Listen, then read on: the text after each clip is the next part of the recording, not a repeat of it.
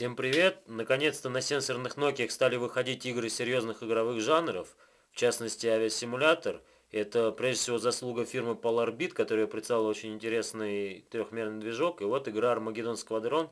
Ну и давайте остановимся на ней поподробнее. Как видите, уже меню выполнено достаточно интересно в виде бомбы, но мы выбираем новую игру, чтобы не задерживать вас. Компанию, выбираем самую первую миссию. Хочу сказать, что я играл не очень много, потому что времени не хватает, но оценить игру я могу. В начале игры выдается брифинг, что нам, собственно, требуется осуществить в миссии. И вот нас выкидывают в бой. Сейчас я отбомблюсь по объекту и покажу управление. Как видите, бомблю я кнопкой управления, вот, которая здесь находится, кнопкой стрельбы. Итак, вот смотрите, при наклоне телефона, так как управление осуществляется акселерометром, самолет ложится на крен.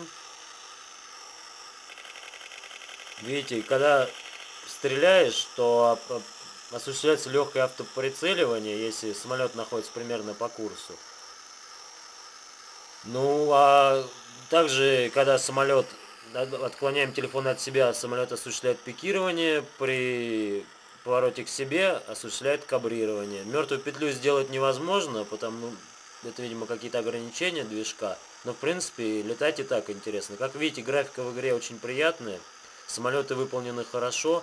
Самолетов я пока видел 4 типа. Это Messerschmitt 262 реактивный, Messerschmitt 109, на котором я летаю сейчас, Spitfire и Hellcat. То есть, в принципе, классический набор.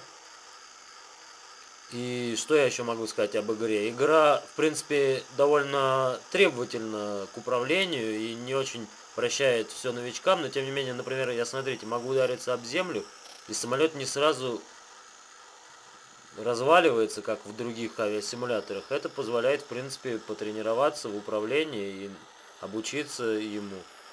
Как видите, по мне сейчас стреляют. Ну, я думаю, с игрой мы разобрались. На этом все. Всем пока.